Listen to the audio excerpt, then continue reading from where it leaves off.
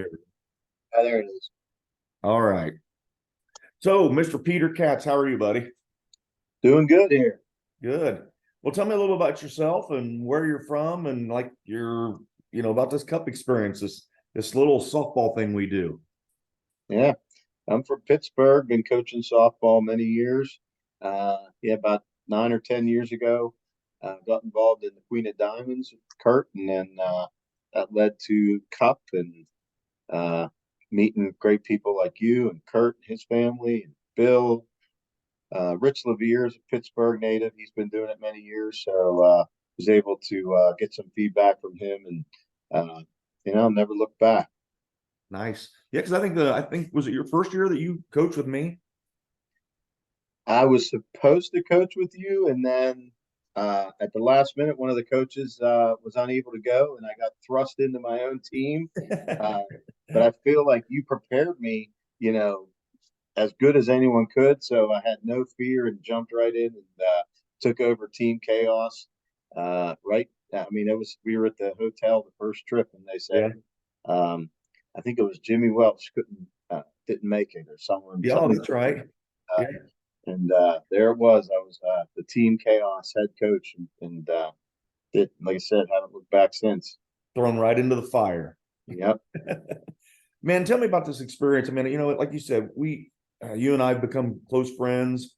Bill, obviously, and I mean, all the coaching staff that's been over there, and Kurt's family. We all feel like family with him. Um, Tell me a little bit about like your experience about like what the best part about going over is. I mean, Cup is I think you use the right word, experience. It's an amazing experience. You meet other cultures. We've become very good friends, but how many friends have we made that live overseas now, and you get immersed in their culture. I just had Johan, a good friend of mine from the Netherlands, spend 12 days here in the U.S. with me, and so you get great softball, you get experiences that you would never really get without this type of experience. Uh, you know, I always treasure sitting in front of the Eiffel Tower with the team, getting a team picture, and these young ladies look at me and say, "Coach Pete, this is the best thing I've ever done in my life." And you just the reward you get for being with them and helping them navigate this new culture in these new countries, doing it something they love, play softball. It's just a win-win situation. Yeah, because like you said, I think you said it best there. I mean, it's something that obviously they all love doing because it's softball, and it's kind of leapfrogging them into something that they may never get an opportunity to do in their lifetime. I mean, I know like with both me and myself and my daughters, I mean, we probably never went to the Netherlands and or France if it wasn't for this opportunity. And then here I am 13, 14, 15 years later, still doing it. So Yeah, and the memories we have with our daughters. I mean, people say, "Oh, well, it's expensive, it's this, it's that," and I'm like, you can't put a value on looking back now and saying those times we spent with our daughters and our teams, the years they didn't come. It's beyond a money value. The memories that I have with my daughters on those trips are just some of the best memories that we have together. And I wouldn't give that up for the world. yeah, you're absolutely correct. I mean, the money, like I said, the initial thought process, oh man, this is kind of expensive. Like you said, these are just memories. And even though that my daughters aren't going now, it's still the memories I get to share with these new families that I get to meet. Plus, like you said, our friends from the Netherlands that we get to spend so much time with while we're there, and it's all because of softball. Yep. And you got the comfort level of they play softball, and then taking them out of their comfort zone in this other country in different languages, and you hear that the players we're playing against, some of them are in their 30s, and the 40. challenges that they see, and just how they watching them from that first game to the third game and then into the elimination, it's like they become such better players, Yeah. being pushed by those players, and we all see the American teams in this first game look clumsy. By the third game, they're a different team. Yeah. And it is kind of a different style of ball. I mean, it's not, I mean, we're fairly known for power, with our American hitters, and speed and base hits are really what's the key to winning the games over there. Yeah, I remember one of the Dutch players doing a one-arm bunt, and the players looked at me and like, "What just happened?" She was down the line in like 1.5 seconds. You couldn't even Yeah. see her. Well, and of course the bases are a little bit shorter too because you're playing Yeah, inside. So yeah, I mean, speed is the key to this whole thing. yeah. Um, so you obviously you've coached softball for so many years, and are you still with the Predators, Pittsburgh Predators? Not but the Pittsburgh Riot now. It's my fourth year after my daughter's aged out. I couldn't give it up and ended up joining a new organization and took over a Nice. group. And so I'm in they're 13U now. So I'm in my fourth year with them. Oh, okay, sweet, good deal. So compare the style of ball that we see over there or that we play over there versus kind of what you coach and play over here in the United States. Well, again, I think you said it right. I think, a lot of small ball and speed.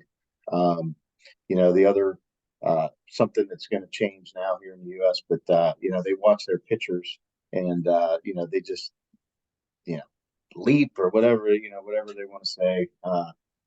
So the first little shock there watching the pitchers and how you know how they're bringing it against us. Um, but it looks like we're gonna have some rule changes so that we can leap as well, if you want to call it that. Yeah.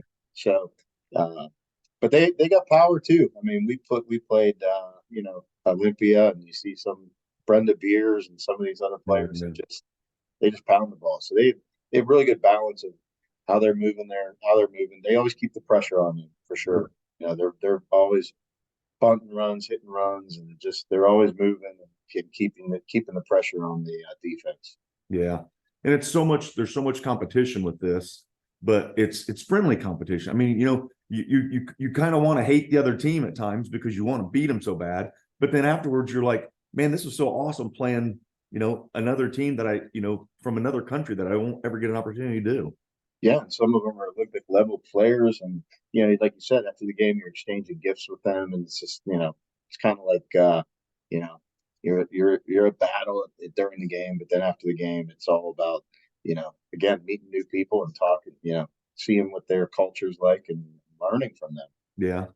Tell me about Amsterdam. What do you think about Amsterdam? Amsterdam is amazing. If you get a chance to go to the Anne Frank house, I mean, it's just has so much impact walking through there and learning their stories. It's a tough day because you wake up early after a long travel day the day before, so you really gotta make sure you set multiple alarms that morning. You don't want to be late for the bus. I think in the email today, Kurt made it clear that if it's 9:02 and the bus is leaving at 9, you're probably going to get left behind. So, Yep. uh, but Amsterdam is a great experience. I just when I get over there and really anywhere I go, I like to just see as much as I can. In Amsterdam, it's a pretty walkable city. You can catch some other transportation and stuff, but there's a lot of museums and a lot of things to see over there. And then when you get off, when you get in the area where all the ferries come across, I mean, watch out for the bikes. We watched a couple ferries unload. I don't know how there were like three ferries unloading of about 100 to 200 bikes each, and somehow they all got off and crisscrossed, and not one person hit each other. It's pretty amazing to see things like that. Yeah. And you mentioned the bikes. It's every year we have somebody that gets hit by a bicycle over there. Yeah, I mean, the bikes are just so dominant over there. I mean, but yeah, that's obviously a way of transportation for them. yeah. And you got Rain or you think shine. you looked one way, but then they might come from the other way. Yeah. Yeah, um, so obviously, we've spent a lot of time together over there, off the field and even on the field, hanging out, watching the softball games and such. And then when we go over to Paris, we spend a lot of time there going out and eat and things like that. Um, I mean, like the food selection, what do you think of the food over there? the food is uh, some of the best in the world, especially when you're in Paris. Yeah. Uh, but going to stuff, just stands on the street, just the variety of things you can get is amazing. Uh, if you, I've introduced snails to many of my players, and Yep. no way, I don't want to eat a snail, and then Yep. and then they eat a snail and they can't stop eating them. So Yeah. You again, introduced it's them to kind me of too. taking yourself out of that comfort zone and trying new things. And the food is processed differently, I'd say. So Yeah. it's like I don't know, it just seems less. Uh, what's the word I'm looking for? Yeah. Well, it's not Americanized. We'll call it that. Yeah, like all those extra ingredients that go Yeah. in the package, they're not in there, so Yeah. it's just more fresh. I think you said it best there, Peter, with the um, don't I mean make sure you go out of your comfort zone. I mean, because you're not in a place that you know. So don't be afraid to stop at these restaurants that maybe look intimidating to somebody from the United States that Yeah, doesn't know French, because you see the menu. 99% of these places have menus that have English. And, as long as you're patient with them, and that's one big thing about eating over there, you have to be patient because yeah, service is not like it is here in the United States. It's not because it's bad. It's a different style. yeah, and I guess you could say that people would say, "Oh, front the Paris people are rude in general," but my experience has been they've been very helpful and friendly over there. The first subway we came out of, we were going to Monte. We came out. I was with, you remember Karis? I was with Karis and her mom, Rian, and we pulled out a map right there. We weren't sure should we take a right or a left, and the person stopped right away and said, "Oh, do you need help?"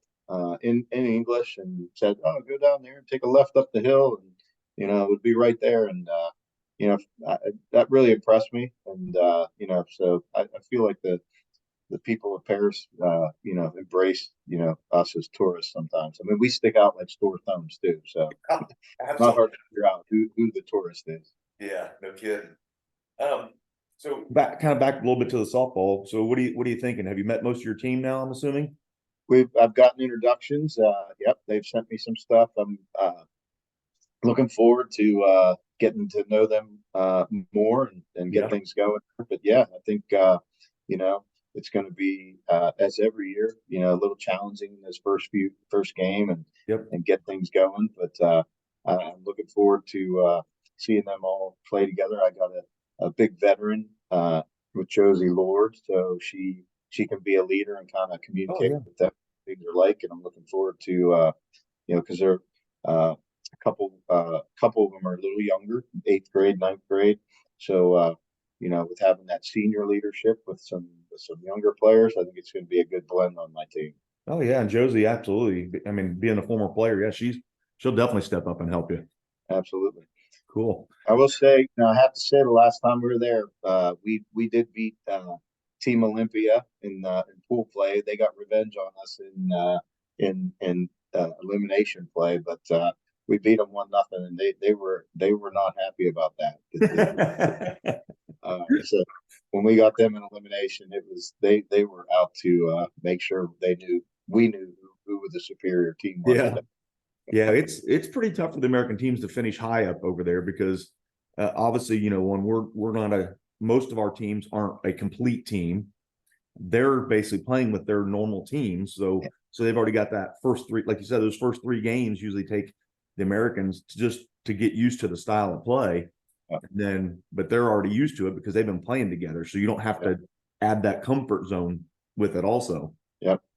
Also, starting with the 1-1 count, I think our girls take a little bit of adjustment. Getting, it's like, okay, need to be a little bit more aggressive on that first pitch. Yeah. We don't, because if that first pitch strike, all of a sudden you're 1-2. You got to be ready to really go at it on that first pitch. Yeah. And it's tough as a coach, obviously, not knowing all your players, like with you coaching for so many years, and as I have too, I know the strengths and weaknesses of all my players that I coach in high school now. Yeah, But then, like the players that you meet over there, as a coach, it takes you 2 or 3 games to kind of get to understand their strengths and weaknesses too. yeah, So, well, good deal, Peter. Man, I appreciate your time on a Saturday morning. yeah. So, You delayed me having to cut the grass, so that was a good thing. yeah. Well, tell the family I said hi, and man, I'm looking forward to hanging out with you over there. Maybe we can get back to one of those speakeasies again. Absolutely, we're going to promise. All right, brother. I Have will a good one. cut the recording off here, and we'll chat at you later. Sounds good.